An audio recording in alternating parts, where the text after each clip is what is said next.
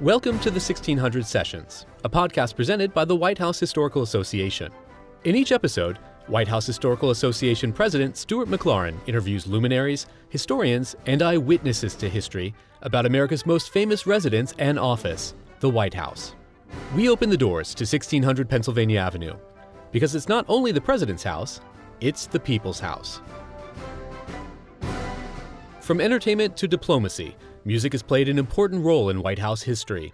And since the very beginning, one organization has provided the soundtrack for the White House, the U.S. Marine Band. Known as the President's Own, they've created American musical traditions and kept pace with the country's changing musical tastes. And from time to time, they've even performed with a few presidents. We've had one president that we know of who has conducted the Marine Band. It was President George W. Bush. He expressed an interest in doing that at some point if the opportunity ever came, and my predecessor, Colonel Mike Colburn, found that opportunity at a White House Correspondents' Dinner, and it was a surprise to the audience. And so the curtain opened, and the band had set up behind the president after his speech, and he turned around and he conducted the Stars and Stripes Forever. Stuart sat down with the director of the U.S. Marine Band, Colonel Jason Fettig, to talk about the history and evolution of the organization and its role providing music for the White House and the public over the past 200 years. Welcome to this episode of the 1600 Sessions podcast, brought to you by the White House Historical Association. Today we're in our offices right across from Lafayette Park, and we'll be talking about music in the White House. The association recently published a wonderful book titled Music in the White House from the 18th to the 21st Centuries. It's authored by Dr. Elise Kirk, who also serves on our board of directors. It's a wonderful book and available through our website, whitehousehistory.org. Today we have the very special privilege of welcoming Colonel Jason Fettig. He's the 28th director of the United States Marine Band. The Marine Band has been charged with providing music for the President of the United States and the White House ever since it was founded 219 years ago. In fact, we believe the Marine Band is itself an important part of White House history. Colonel Fettig first joined the Marine Band in 1997 as a clarinetist. As director, he's been instrumental in providing literally the soundtrack for national events and international diplomacy, and he's witnessed firsthand the power of music in our national life. Thank you for joining us today, Colonel Fettig. That's my pleasure. It's a powerful name to be called the President's Own. Now tell us about the history of the Marine Band and how it's been a part of our American history and the fabric of White House history for this 219 years, and how did it come to have the name the President's Own? The Marine Band is a pretty unique American musical organization because it is the oldest continuously active musical organization in our country. It was actually founded by an act of Congress signed by John Adams in 1798. This was the same act of Congress that actually reestablished the United States Marine Corps after it was briefly disbanded following the Revolution. The birth date of the Marine Corps is November 10th, 1775. When the Revolution was complete, the Marine Corps was not needed, but then in 1798 it was determined that it was time to re-stand up the Marine Corps. And in that act of Congress was a provision for 32 fifers and drummers, a fife major and a drum major, which interestingly was a pretty large portion of the forces designated by that act of Congress. Music was clearly a pretty important part of that new Marine Corps and what it was going to take to make that Marine Corps successful. It was in Philadelphia, which was the capital at the time, while Washington was still being readied to become the new capital. And then the band moved to Washington, D.C. with President and Mrs. Adams in the summer of 1800 and camped out actually at a site very close to where the current Lincoln Memorial is and did some public concerts and did a little bit of recruiting, trying to entice some young men to join the new Marine Corps. And it was New Year's Day, 1801, when the band made its White House debut. The White House was still not even finished, but President and Mrs. Adams decided to have a New Year's Day reception, and they needed music, and the Band of the Marines, as they were called at that point, was in town and available. And so we came in and played background music for that reception, and that began a relationship with the presidency that has been unbroken now for 219 years. We think it was the very next president, Thomas Jefferson, that gave us our name, the President's Own. We know we played for Jefferson's inauguration in March of 1801, and then we played also for those Independence Day celebrations at the White House later on that year. I think it was the 25th anniversary of our nation's independence at that point, which is incredible to think about in and of itself.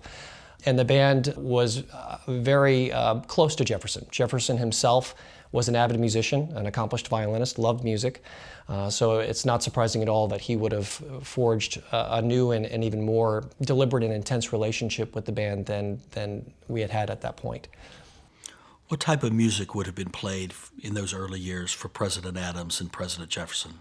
Well, it would have been fairly simple, shorter pieces that were popular at the time. Yankee Doodle, Hail Columbia, Anacreon in Heaven, which was the tune that would later become the Star-Spangled Banner.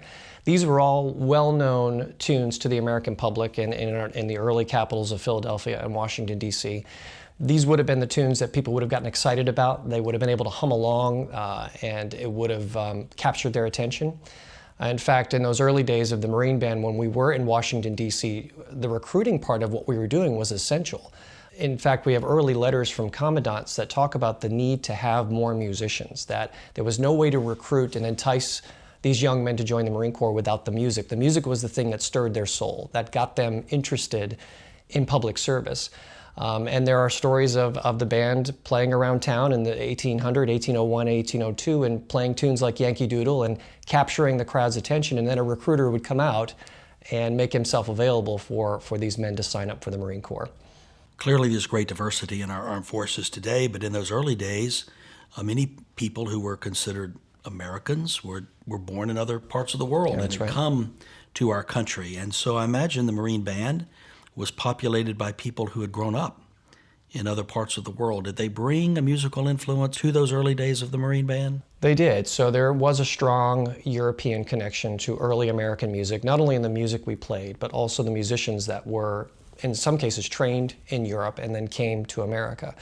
And in the Marine Band's case, some of the early members of the Marine Band were Americans, but there was definitely not a large enough pool of trained musicians who could play at the level that was required for the band to successfully execute its mission.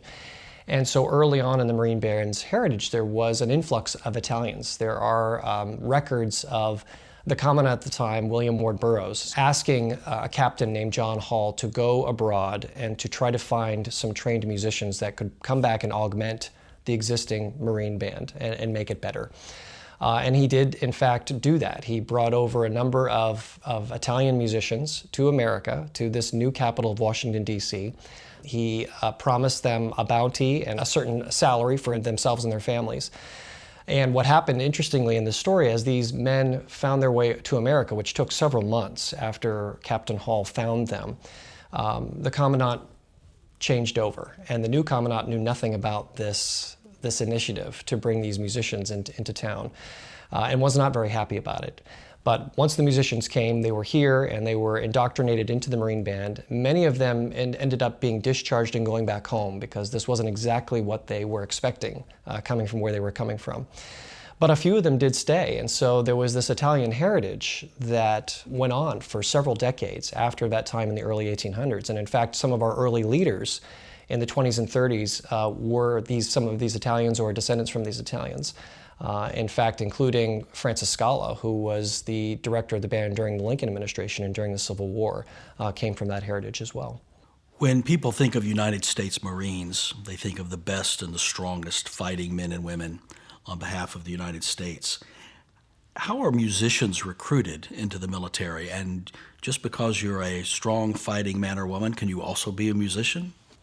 Well, I think the core essence of a United States Marine is that commitment to duty and that commitment to excellence. And there has been a very strong current of that throughout all Marines for the entire history of the Marine Corps, and certainly has been the case for musicians as well. As we've talked about, musicians have been a part of the Marine Corps since the very founding of the Marine Corps.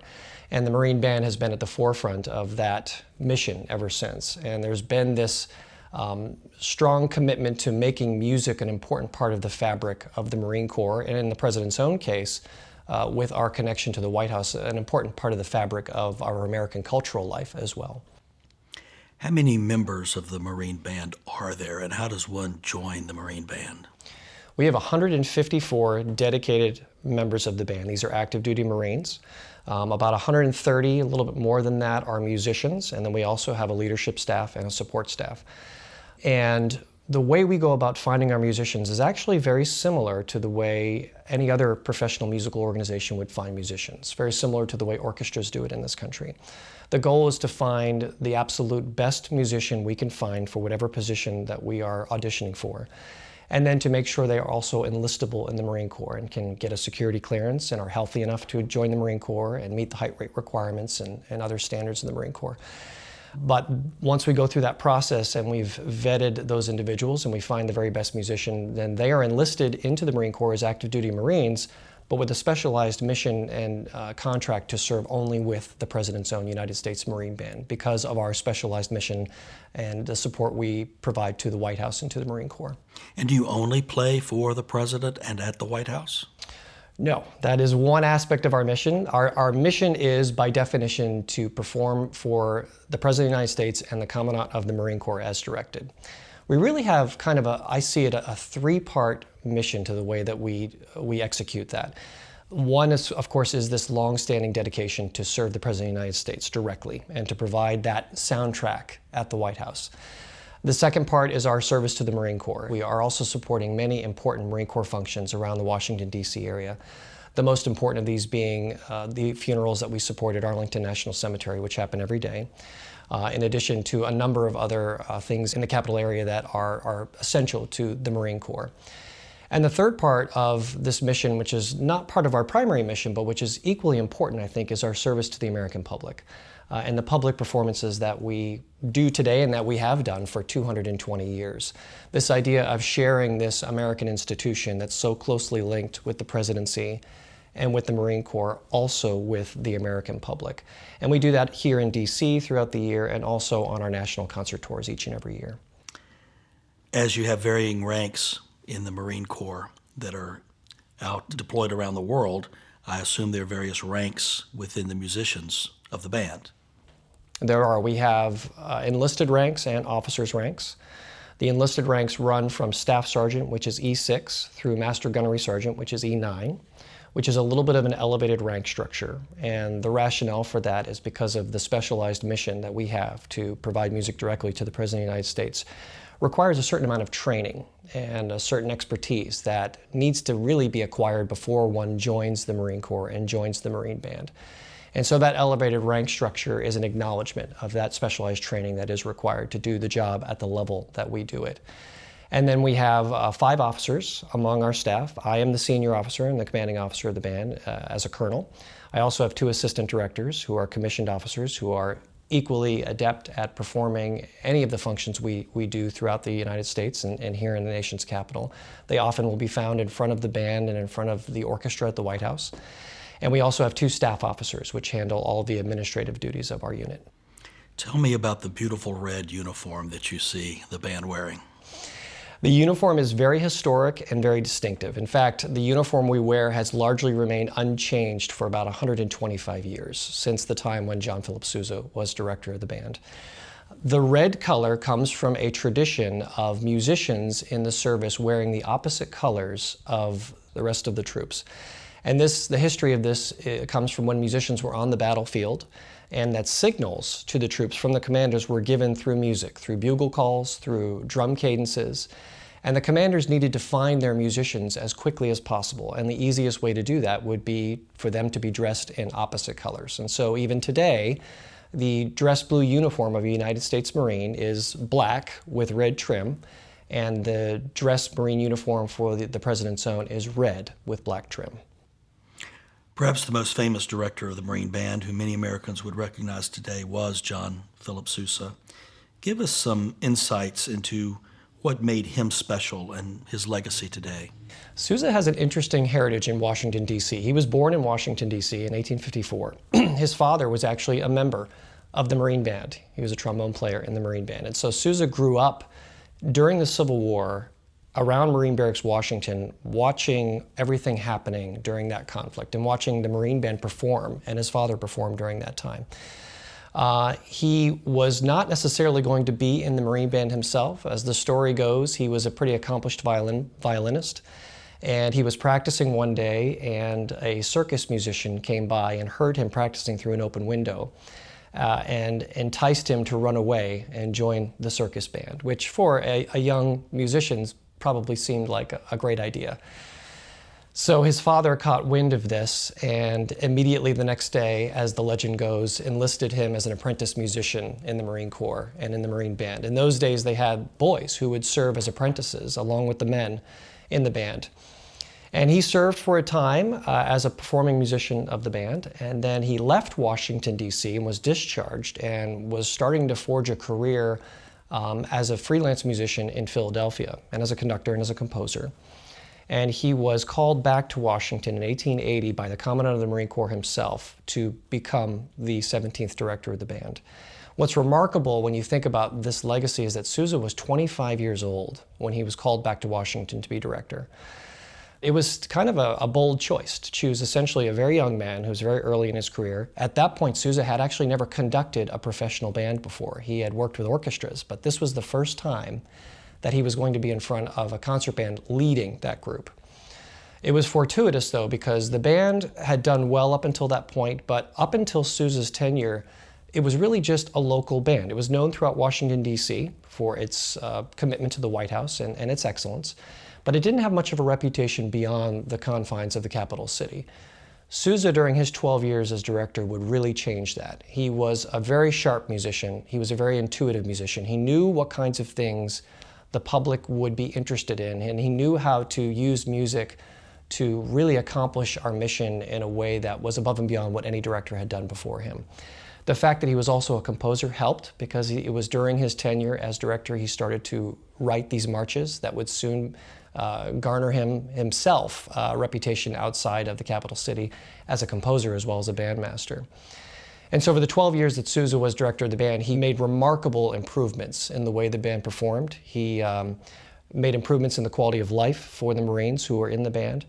And by the time he left in 1892 to embark on his own civilian career, the band was in really great shape and had established a reputation that at that point was really international, which was the first time that had happened for the President's Own. In previous podcasts, we've talked about the roles of the chief usher at the White House and the social secretary. How do you get connected to events, and how does that work? How are you deployed within the White House for an occasion where you'll perform? So our role of supporting the President and supporting the Marine Corps is that dual role. When we are tasked for Marine Corps events, we are tasked through the Pentagon. But one of the unique things about our operational process is that we are tasked directly by the White House for anything that has to do with the White House or in support of the presidency. So our main contacts are through the White House Military Office and through the Social Office. So when the Social Secretary decides that an event needs to be supported, my role in part is to be the music advisor to the White House and to have a conversation with the Social Office to determine which ensemble and which music might be most appropriate to support an event. And once that's determined, we're tasked by the White House, and then we perform that event. There are two wonderful occasions that I'm aware of each week in the summertime here in Washington, and that's Friday night at the Marine Corps Barracks at 8th and I, and on Tuesday evenings at the Marine Corps Memorial in Arlington, where the public can actually see and hear performances of the Marine Band. Is that correct? That is. Those events that happen every Friday and Tuesday evening and have been going on for well over half a century now, they're very famous. They're known throughout the country, and for good reason. They're an incredible showcase of not only the Marine Band and the Marine Drum and Bugle Corps, who's our sister band at Marine Barracks, Washington, but for the entire ceremonial units at Marine Barracks, Washington. The barracks is the oldest post of the Marine Corps. It was founded in 1801 on a site that was chosen by William Ward Burroughs and Thomas Jefferson himself. It was chosen to be an easy marching distance to the White House and to the Capitol. Should the capital city come under attack, the Marines could get there very quickly. And it was also close to the Navy Yard, Marines being attached to the Navy as well. And the post has, in modern times, become a ceremonial post in the sense that the Marines at the barracks support all of the important Marine Corps ceremonies that happen throughout Washington, D.C. and travel around as a showcase for the ceremonial excellence of the Marine Corps. And so the Friday night parades and the Tuesday evening sunset parades at the Iwo Jima Marine Corps War Memorial show the American public exactly what Marines do, and the level of commitment and excellence to what they do is on full display in these ceremonies. There is a strong historical bent to these ceremonies, telling the story of the Marine Corps, telling the story of the Marine Band, and sharing a little bit of how the Marine Corps has evolved over the years. But it's also a modern showcase for the capabilities of these Marines today that serve. And I'm very proud when I go, whether I perform or whether I go as a spectator for those events. It's an extremely proud moment to see those Marines perform, both musically and otherwise.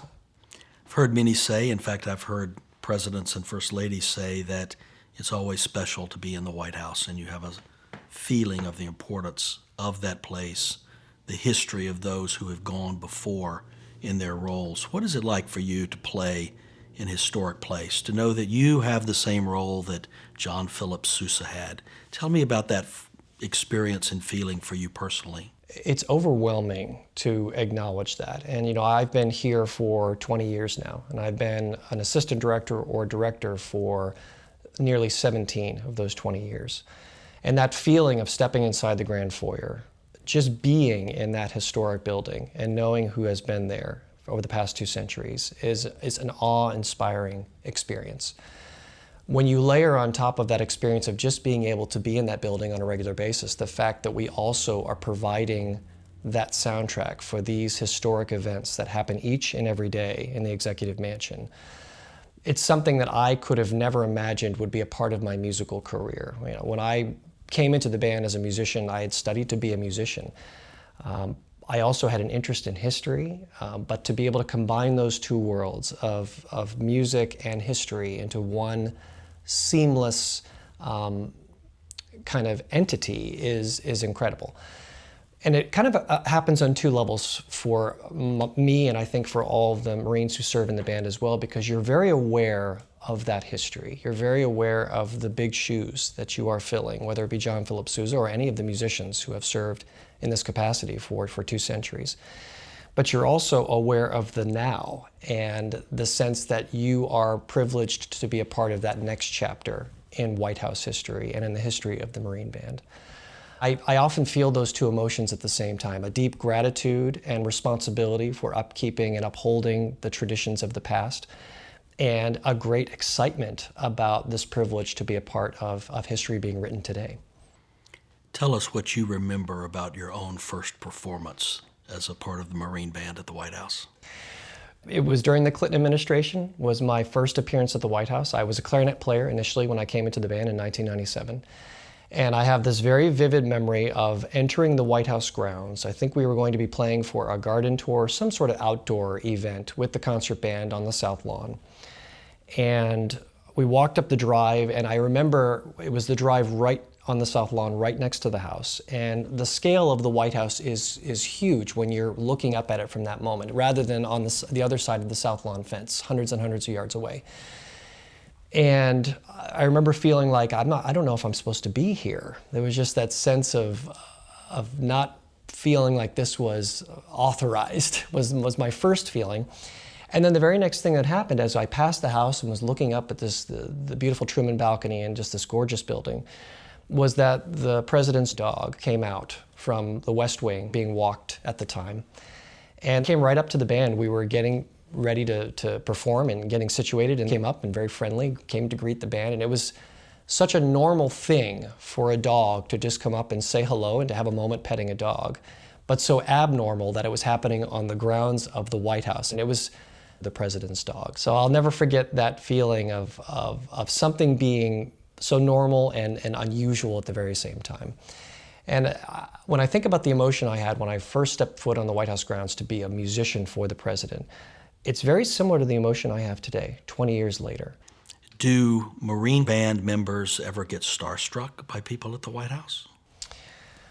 I'm sure they do. I'm sure there are moments when either a childhood hero or a well-known artist or author or musician or director or actor comes by that you've admired from afar. You finally get to see them in person. If they do get starstruck, they never let on. There's a deep professionalism to the work we do at the White House, and we are an important part of the tapestry of that experience for guests. And so we can quietly admire anybody who might be coming in, but our job is to make sure that that event goes beautifully and that those guests feel special when they come into the White House. Well, I do know that many of the guests are actually starstruck by the Marine Corps Band itself, and there are wonderful stories of people being distracted from whatever the occasion is and interested in the band. Do you have followers across the nation, or if somebody wanted to follow the band on a regular basis and know where you might be performing or news about the band, how would they be aware of that?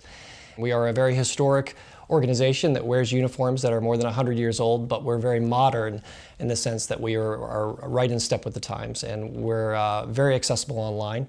We've got a website. You can just do a quick search on any search engine for the Marine Band, and you can find our website and all the information, not only about the history and directors of the band and all of the aspects of our service to the White House and to the Marine Corps, but also all of the performances that we do both here in Washington, D.C. and across the nation on our national concert tours. Interestingly also, too, in the last 10 years or so, we've really expanded our YouTube channel and our Facebook channel and social media, and getting the word out about the band and everything that we're doing, and giving more and more access to both audio and video of band performances for people who might not have an opportunity to come here or see the band in person. Can someone download music by the Marine Band? They can. There's a lot of music that can be downloaded on our website, including a project that we started a couple years ago, shortly after I became director of the band, to re-record all 136 of John Philip Sousa's completed marches. This is, of course, not only a huge legacy item for the President's Own, but also for music lovers all across the world. Sousa is such an important part of our American musical legacy. And we recorded all of Sousa's marches about 40 years ago, but with this Marine Band today, I thought it was time to reestablish that project and to add a little bit something to it. So not only are we re-recording all of the marches, which will take another couple of years, we're about halfway through at this point, but also to release the sheet music for many of them as well, the full scores and the parts, so that other bands and other musicians could play them. One of the things that's special about the way we perform Sousa's marches is it differs from what you see often on published sheet music. Sousa himself performed his marches in very unique ways, in ways that he wanted to be very special, to create maximum musical drama, but also that would be special for him when he was leading his own bands. He never wrote this information down. He kept it to himself, but many of his musicians after his death did document the ways that Sousa did perform his marches, and that's the way we traditionally play them as well. And so these new marches and the music that we're releasing with them are recorded that way, and they're documented that way so other bands can replicate that authentic historical performance practice. What is the range of repertoire that the band has? Do you have country music? Do you have classical music? How pop and contemporary do you get? Yeah, the range of music performed at the President's Own is incredibly wide. It's as wide as it's ever been in our entire history. This is something that has evolved as the organization has evolved over the last 200 years. The Marine Band of 1801 would have had a relatively small repertoire. It would have been that handful of popular songs and marches of the day. The Marine Band of 2017 plays virtually everything. American music itself and our American culture has exponentially expanded and evolved, especially in the last 50 or 60 years. And our job as an American institution, especially one that directly serves the presidency, is to follow suit. And so my job is to never say no if I can help it to the President of the United States. Whatever music the White House and the President needs and wants from the Marine Band, we try to provide it.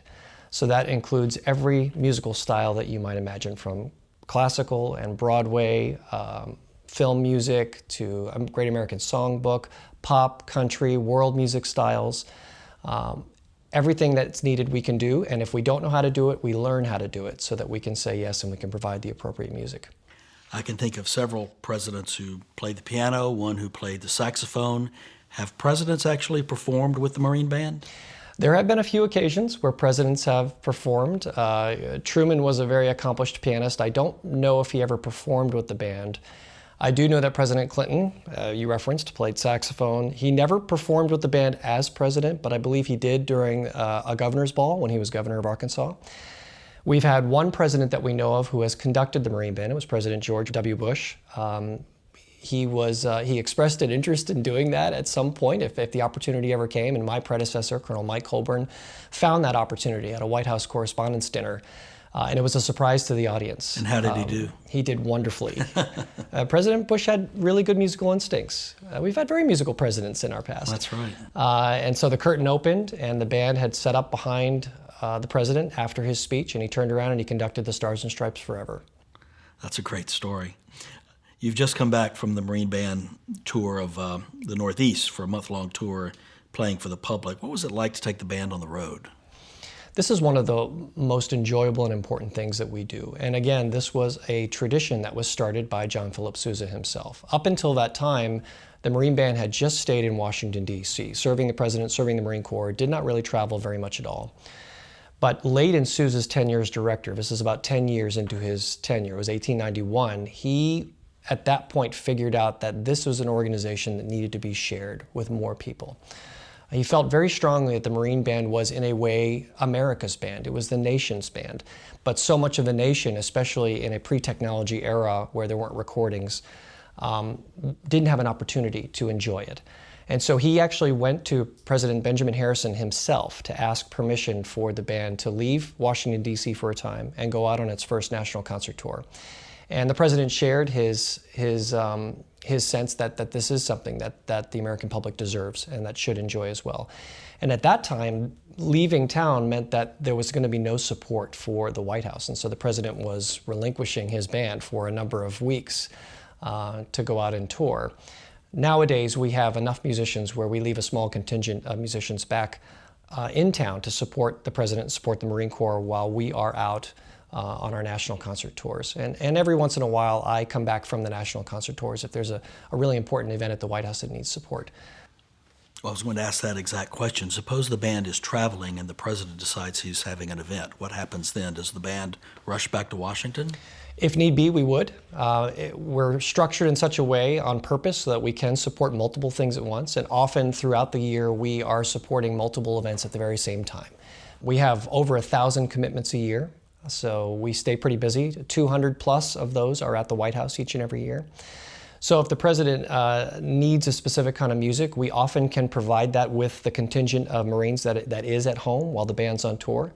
On those events where we might have something larger like a state dinner, which requires more forces, then we will bring some parts of the band home in order to accomplish that mission.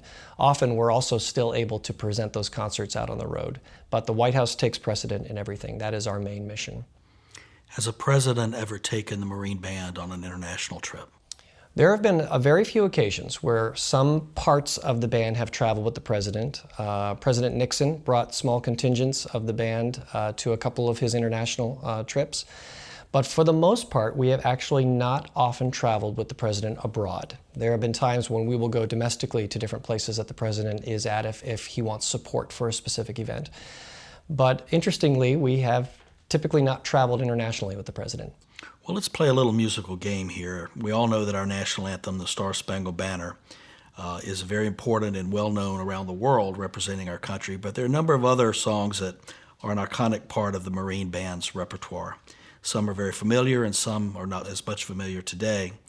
So let's play an excerpt of the Marine Band performing each song and have you tell us the history behind that particular song. This one is one that most of our listeners will recognize.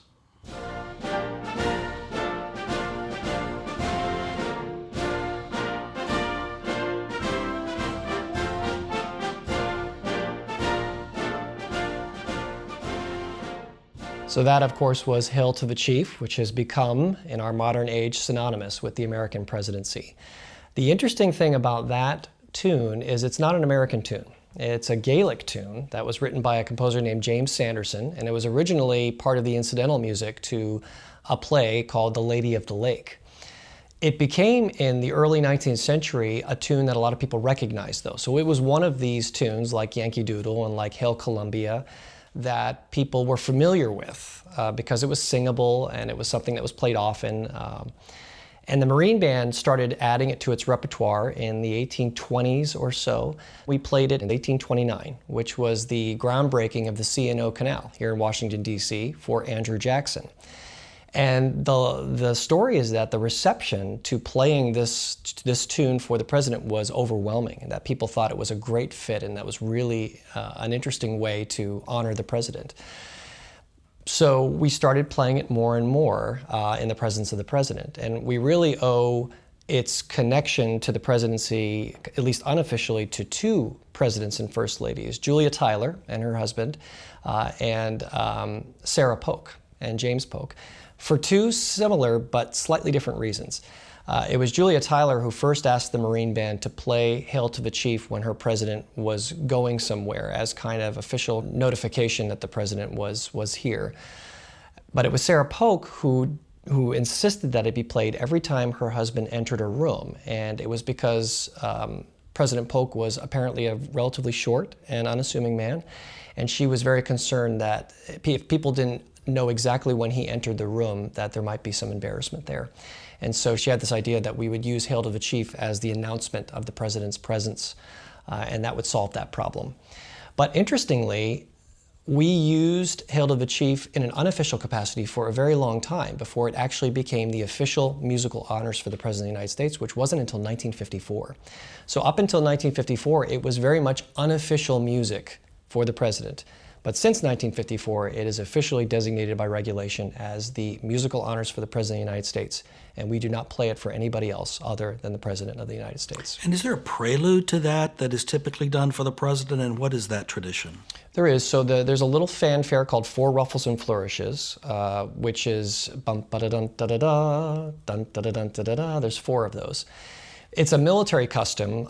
There could be one ruffle and flourish, 2, 3, or 4, and it's connected to one's rank and status in the United States government or in the United States military.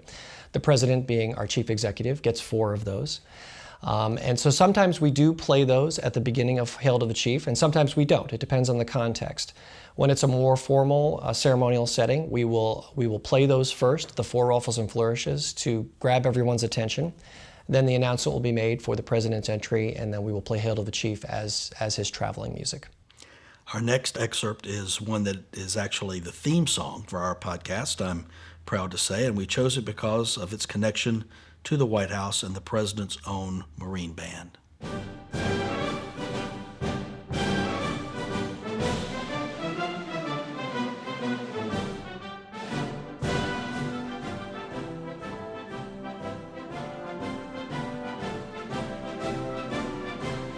So that was Semper Fidelis by John Philip Sousa, which nowadays is the official march of the United States Marine Corps. And we play that march, as you might imagine, very often in the United States Marine Band, both in ceremony and in concert.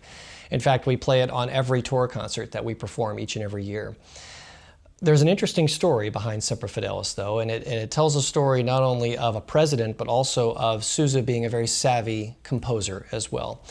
It was during the administration of Chester Arthur that he asked Sousa, who was director of the band at that time, about Hail to the Chief. He was curious why we play Hail to the Chief. And this, of course, was before it was official. This was the unofficial traveling music of the president. And Sousa replied something to the effect of, "We've essentially played this for presidents since dirt was new." And President Arthur asked Sousa if he liked the tune, and Sousa said very boldly, "Actually, I don't. It's not even an American tune, and I'm not sure it's appropriate for the President of the United States. We only do it out of obligation of tradition." And Arthur was president, so he said, "Change it." Sousa, being a composer, was the perfect person to change it, and so in response to the president's command, he wrote 2 different new pieces of music. The first was a piece called Presidential Polonaise, which was designed for replacing Hail to the Chief for indoor events. It was a polonaise, a 3/4 dance, and it was very lively and festive.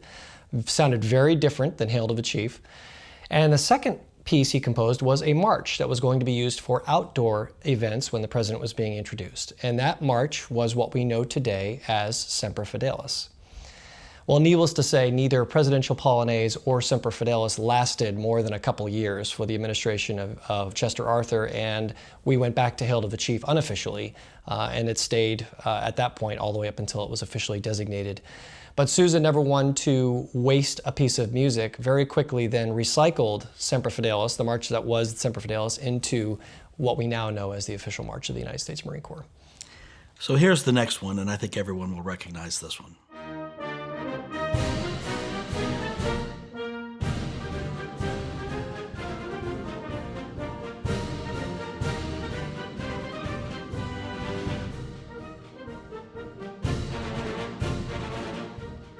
I hear that and I can see in my mind's eye fireworks going off. That is, of course, The Stars and Stripes Forever, again by John Philip Sousa. And as you might imagine, we play The Stars and Stripes Forever more than perhaps any other piece other than the national anthem. That was written in 1896. This was after Sousa had left the Marine Band and was well into his very successful civilian career. And the way John Philip Sousa told the story, it was written in a wave of patriotic inspiration on a ship on the way back from Europe. Sousa had just gotten notification that his longtime manager, David Blakely, had passed away suddenly, and he was very homesick. And he told a story of walking up and down the deck of the ship, just longing to see the American flag yet again, and wanting to be home more than anything else. And as he was pacing up and down the deck of the ship, these melodies came into his mind over and over and over again, like incessant waves. And on Christmas Day, as he tells it in 1896, he wrote this entire march down in a flurry of patriotic inspiration, and it would become one of the most famous pieces of music in the entire world and synonymous with the United States of America. In 1986, 100 years after Sousa completed this march, President Ronald Reagan officially designated it as our national march. And now for our last one.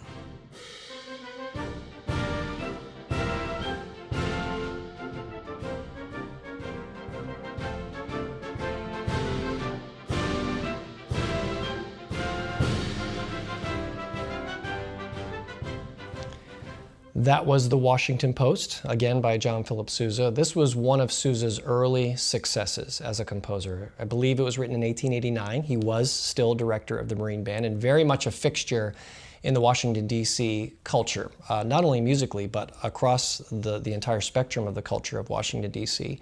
And he indeed wrote this march for the Washington Post newspaper. The interesting thing about this march is that it began to take on a life of its own beyond its original intention, in that there was a dance called the two-step that was pretty popular around this time, and one of the pieces of music that was often used to dance the two-step became the Washington Post March. So much so that all other two-step dances began to be referred to as Washington Posts.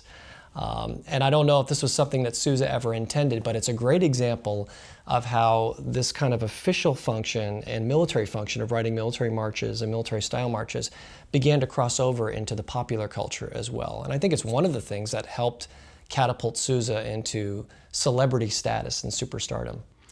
Well, that was fascinating insight and tutorial into each of those.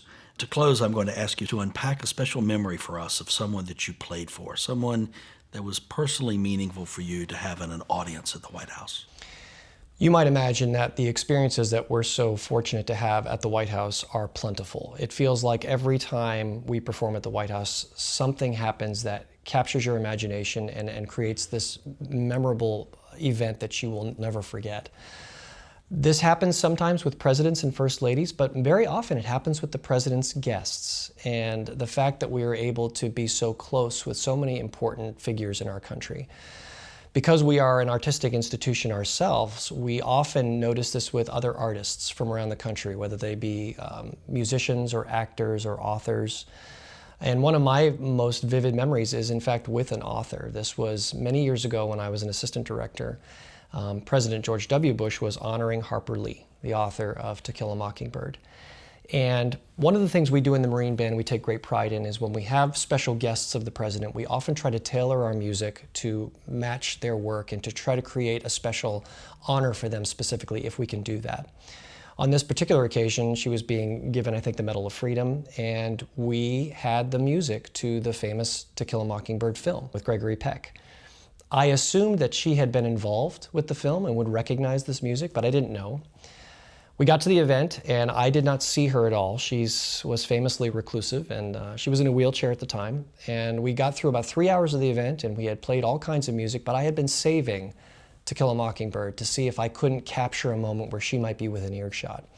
But we were almost finished, and I felt like I had missed that opportunity. I thought that maybe she had left the White House. But we played the music anyway. And we had gotten about maybe 10 seconds into this beautiful main theme by Elmer Bernstein. And Harper Lee comes literally flying out of the state dining room in her wheelchair, followed by probably 10 or 15 of her family and friends who had come to witness her be honored. And she came up right next to the podium in the grand foyer of the White House under that famous chandelier. And for 10 minutes, she listened to us play all these beautiful themes from this film. And I look over and I see her crying, having clearly just an incredibly emotional moment. And to the point where I think I was worried that the musicians were also going to start openly crying.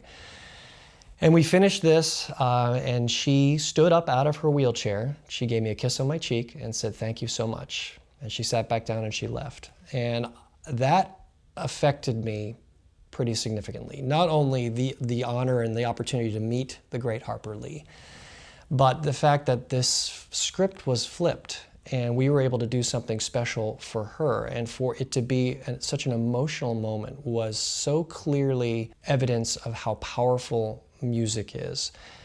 And I've never forgotten that moment and all these other moments we've had, and what a powerful communicator and source of kind of musical diplomacy and connection and bridging that music provides, not only for the President and First Lady, but also all of the President's guests, whether they be artists and authors or foreign heads of state who come to the White House, and our job is to make them feel welcome, is to open those channels and build those bridges, and it's often done with music.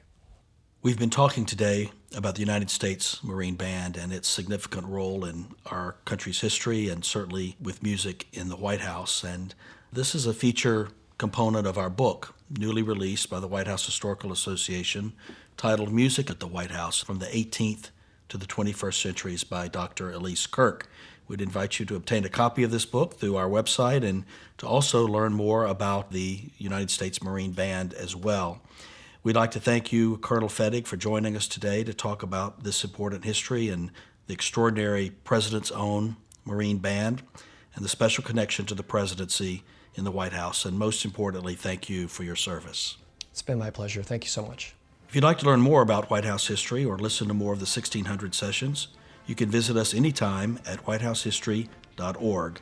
And to learn more about the Marine Band, you can visit their website at www.marineband.marines.mil. You've been listening to the 1600 Sessions. This podcast is presented by the White House Historical Association and produced by Long Story Short Media. You can subscribe or download new episodes at the1600sessions.org. And you can help others find this podcast by rating and reviewing us on iTunes or wherever you get your podcasts. Thanks again to Colonel Jason Fettig, Director of the U.S. Marine Band. And thank you to the U.S. Marine Band Library, which provided the music for this podcast.